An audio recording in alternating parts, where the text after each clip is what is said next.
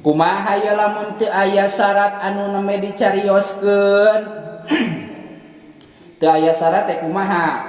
Najisna kaburu garing, najisna geus pindah kana tempat sejen, geus kana tonggong atawa ka hareupnya, atawa kadatangan najis sejen jiga podol istri ka banjur ku cai papangna pa inin tapa sartun min dalika, maka lamun syarat anu bieu teh teu aya atawa dilanggarnya ta ayyana alma'u, maka jadi tangtu alias pindah kawajibanana teh khusus kedah ngangge cai nya. Lamun aya caina da ari lamun teu aya cai mah masukna kana naon? Kana madarat, kana darurat. Sedengkeun ari darurat alias madarat ceuk urang mah eta teh dina usul fikih tubihul mahzurat, ngameunangkeun kana barang anu dilarang.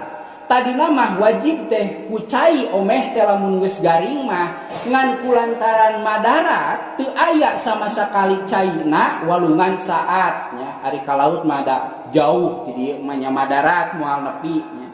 Tah eta teh tiasa wae. Ngan salagi aya cai mah urang di huma di luhur dihandap aya walungan, eta mah wajib we kunaon ku cai. Cenah teu purun ayeuna engke we beres ngored turun ka handap ari naon mah ari enak mah nya pikiran meureun lesang. Ras wa yajtanibu wujuban qadil hajati istiqbalal kiblati al anak keur anu qadil hajat dalam kurung atawa papang eta teh wajib ngajauhan atawa menghindari nyang hareup ka kiblat anu ayeuna. Aya kitu kiblat nu baheula? Aya teh kiblat nu baheula? Aya, baheula mah kiblat teh ka mana? Ka Baitul Maqdis. Tah eta kiblat baheula nya. Tah di dieu anu teu kenging teh nyang hareup ka kiblat anu ayeuna. Mun di dieu mah kiblatna berarti ka mana, Eung? Ka ditu ka kulon ceuk urang dieu mah nya. Ai ceuk urang ditu mah kiblat teh ka mana? Ka wetan. Tah ngan kabeneran di dieu mah kiblat teh beulah mana? Belah kulon, belah barat mengkol saeutik sok disebut we kiblat teh ka mana?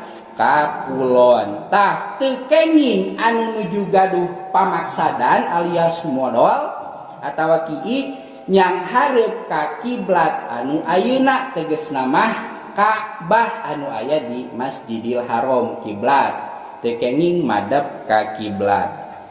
Tah kiblat anu ayeuna teh wahia al-Ka'batu. Kumaha lamun nukangan wastidbaroha pisohroi, nukangan oge teu kengingnya nyang hareup ka kiblat teu kenging, nukangan ka kiblat oge teu kenging.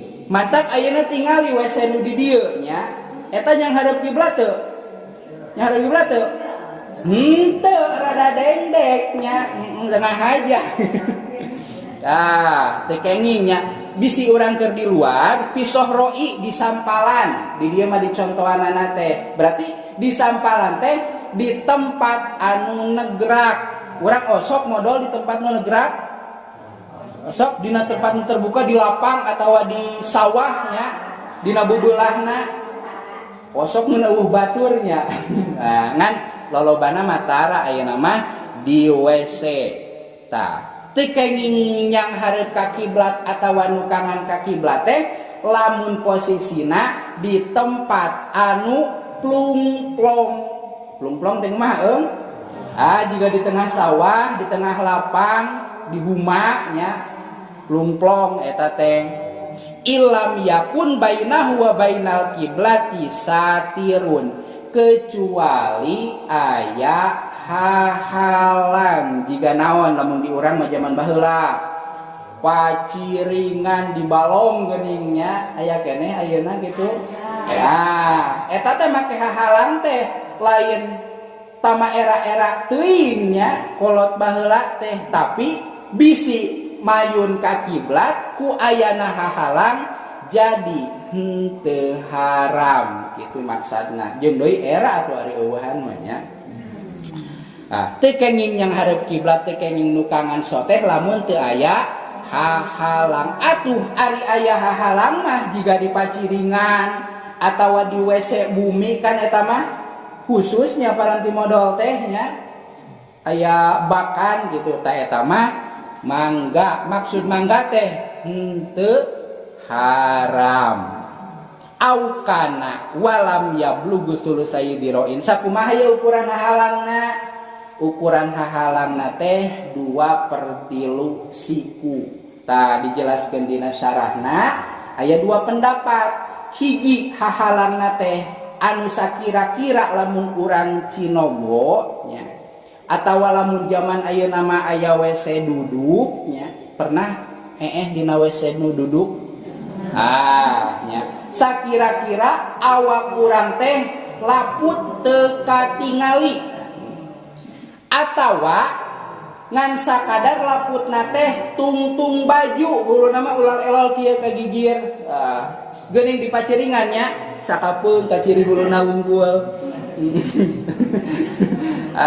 Gitu eta mah kaasupna aya hahalang. Atuh sanajan kumaha sanajan madep ka kiblat ari aya hahalang pipining hahalang teh di urang mah nya eta mah teu haram. Ngan lamun teh masa-masa kali teu aya hahalang plumplong ka ditu ka dieu eta mah haram. Alhamdulillah urang nu ieu mah teu ngalanggarnya. Wa ba'da anhu aktsaru min salahati adru'in bi dzal adami yatos eta mah kama qala ba'duhum wal bunyanu fi hadza kasahra'i bi syartil madhkur ilal bina al mu'adali qada'il hajati. Saur tadi di tempat anu plung-plong teh lamun madep ka kiblat atawa nukangan kiblat teh hukumna kumaha? Haram. Kecuali lamun eta tempat teh dihususkeun pikeun anu marodol. Gambaran aya hiji ruangan 10 kalian madrasahnya badag teh badag plung-plong ari dina eta ruangan teh klosetna teh yang hareup ka kiblat ngan ngajajar klosetnya halangan nepi kakeun ka hareup teh katingali ka tukang katingali atawa sama sakali nya di lapangan ieu mah nya lapang di lapang teh aya kloset pamodolan meureun ari kloset mah geus canggih nya ngan anggap we kloset ngajajar ngan eta teh dihususkeun pikeun tempat marodol ka ditu plung ka dieu plong nya katingali lamun urang modal jeung ieu modal teh modal pigmentaseuna mun bari udut nya tah lamun tempatna dihususkeun keur anu marodol mah sanajan plung plong eta mah kenging nya kan orang osok bijil tara lamun teh ngajajar ya.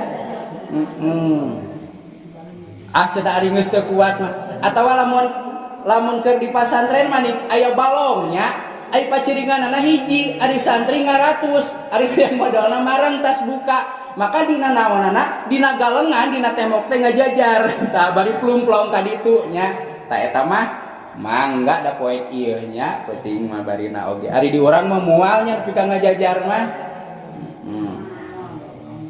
di dieu ilal bina kajaba hiji bangunan atawa hiji tempat al mu'addali qadail hajati anu eta tempat teh diperuntukan jang marodol maka pala hurmata pihi mutlaqon eta mah teu haram ari daek mah modalnya babarengan jeung batur atawa masih keur kosong ya tapi eta tempat modal mangga eta